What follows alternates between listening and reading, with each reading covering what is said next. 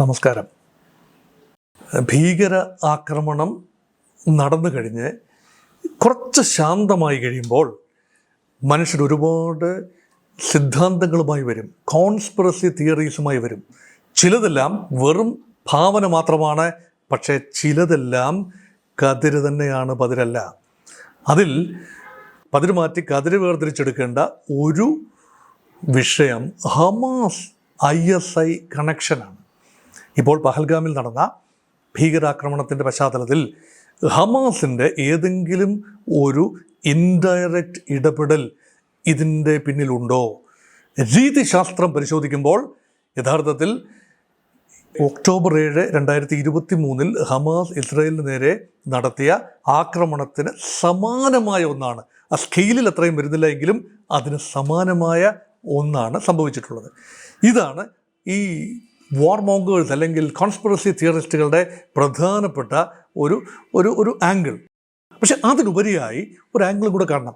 ഈ ആംഗിൾ ആദ്യം ഒന്ന് വിവരിക്കട്ടെ. അതായത് ഹമാസിൻ്റെ ആക്രമണം നടന്നത് ഒരു ഉത്സവ അന്തരീക്ഷത്തിൽ നിന്ന ഒരു ഗാനമേള, ഒരു സംഗീത നിശ, അതിൽ പങ്കെടുത്ത ജൂതരായ ആളുകളെ കൂട്ടക്കൊല ചെയ്യുകയാണ്. 1200ഓളം പേരെയാണ് അന്ന് തോക്കിന് ഇരയാക്കിയത്. അത് വലിയ കാഷ്വാലിറ്റിയാണ് സംഭവിച്ചത്. ഇവിടെ പക്ഷേ 26 പേരാണ്. പക്ഷേ ഇത് കോമൺ എലമെൻ്റ് എന്ന് പറയുന്നത് അപ്രതീക്ഷിതമായ ഒരു സ്ഥലത്ത് ആയുധങ്ങൾ ഉപയോഗിച്ച്, അല്ലാതെ ബോംബ് ചെയ്യുകയായിരുന്നില്ല. ബോംബിങ് അല്ല അവിടെ സംഭവിച്ചത്, മിസൈൽ ആക്രമണം അല്ല അവിടെ സംഭവിച്ചത്, ചാവേർ സ്ഫോടനമല്ല അവിടെ സംഭവിച്ചത്, അല്ലെങ്കിൽ ബെൽറ്റ് ബോംബ് പൊട്ടി ആരെങ്കിലും മരിക്കുകയല്ല സംഭവിച്ചത്, അല്ലെങ്കിൽ ഏതെങ്കിലും ഒരു അജ്ഞാത വാഹനം പാർക്ക് ചെയ്ത് അത് പൊട്ടിത്തെറിച്ച് സംഭവം വലിയ കാഷ്വാലിറ്റി ഉണ്ടാവുകയല്ല സംഭവിച്ചത്. നോക്കൂ, AK-47 റൈഫിൾ ഉപയോഗിച്ച് ക്ലോസ് റേഞ്ചിൽ തിരഞ്ഞു പിടിച്ച് വെടിവെക്കുകയാണ്. ഇതേപോലെ തന്നെയാണ് ഹമാസ് അന്ന് ഇസ്രായേലിൽ ചെയ്ത അതേ മെത്തേഡാണ് ഇവിടെ പാകിസ്ഥാനിൽ നിന്നും അതിർത്തി കടന്ന് എത്തിയെന്ന് കരുതപ്പെടുന്ന ഭീകരന്മാർ ഇന്ത്യയുടെ നിസ്സഹായരായ ഈ വിനോദസഞ്ചാരികൾക്ക് നേരെ നിറയൊഴിച്ചത്. അതാണൊരു കാര്യം.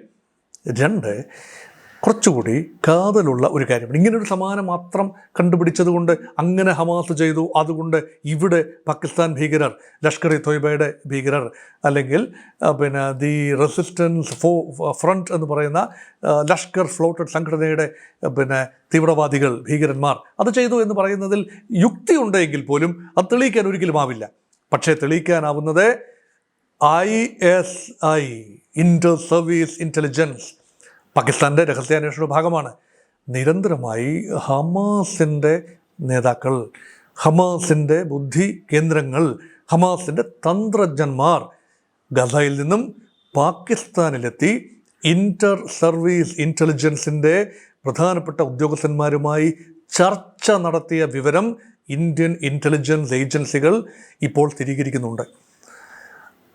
അത് ഇതുമായി ചേർത്ത് വായിക്കണം. ഇന്റർ സർവീസ് ഇൻ്റലിജൻസ് ആണ് യഥാർത്ഥത്തിൽ ISIയുടെ ഓപ്പറേറ്റീവ്സാണ് തീവ്രവാദ വിഭാഗങ്ങളെ, ലഷ്കർ-ഇ തോയ്ബ ഉൾപ്പെടെയുള്ള വിഭാഗങ്ങളെ ഇതിനു വേണ്ടി, തീവ്രവാദ ആക്രമണത്തിന് വേണ്ടി സജ്ജമാക്കുക.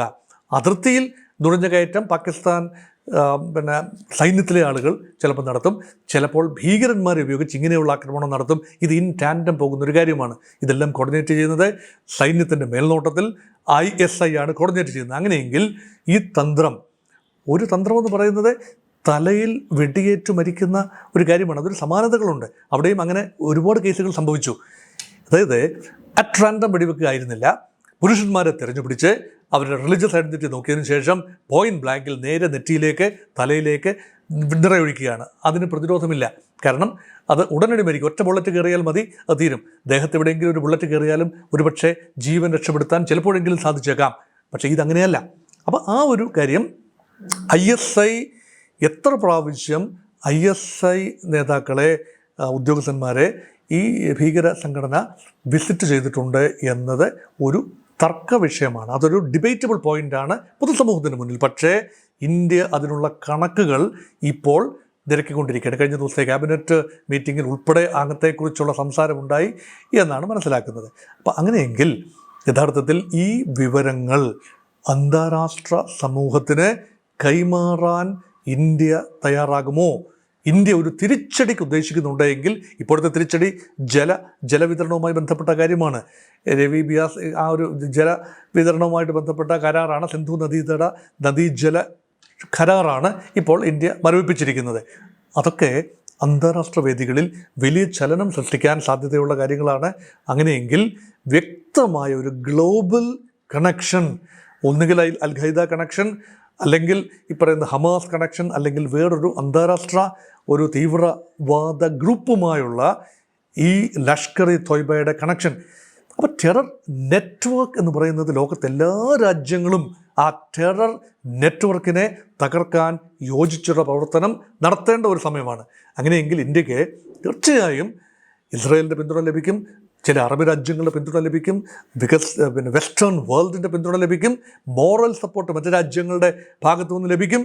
അതുകൊണ്ട് ഇന്ത്യ ഒരു ഗുഡ് വിൽ ഫാക്ടർ, ഇന്ത്യ ശക്തമായി തിരിച്ചടിക്കും എന്ന കാര്യത്തിൽ എനിക്ക് യാതൊരു സംശയവുമില്ല. എന്നെ കേൾക്കുന്ന നിങ്ങൾക്കും സംശയമില്ല. തിരിച്ചടി തുടങ്ങിക്കഴിഞ്ഞു, നയതന്ത്ര തലത്തിൽ തിരിച്ചടി തുടങ്ങിക്കഴിഞ്ഞു. സൈനിക തലത്തിലെ തിരിച്ചടിക്ക് മുൻപ് വ്യക്തമായ ചില സൂചനകളാണ് ആവശ്യം. ആ സൂചനകൾ നൽകാൻ തീർച്ചയായും സാധിക്കും എന്ന ഒരു ആത്മവിശ്വാസമാണ് ഇപ്പോൾ വൈകി ഗവൺമെൻറ് ഓഫ് ഇന്ത്യയുടെ വക്താക്കൾ പ്രകടിപ്പിച്ചുകൊണ്ടിരിക്കുന്നത്. അത് നമുക്ക് തീർച്ചയായും കത്തിരിക്കാം. അല്ലാതെ ഹമാസാണ് ഈ ആക്രമണം ആസൂത്രണം ചെയ്തത് എന്ന് പറഞ്ഞാൽ അത് സാങ്കേതികമായി ശരിയാവില്ല. കാരണം ഹമാസിൻ്റെ മുഴുവൻ ചിന്തയും ഇസ്രയേൽ എന്ന രാജ്യത്തിൻ്റെ നിലനിൽപ്പിനെ ചോദ്യം ചെയ്യുക, തങ്ങൾക്കൊരു രാജ്യം, പലസ്തീനിയൻസ് ഒരു രാജ്യം, സ്വതന്ത്ര പരമാധികാര പലസ്തീൻ വേണം, അതിനുവേണ്ടി ആയുധമെടുത്ത് പോരാടുന്ന ആളുകളാണ്.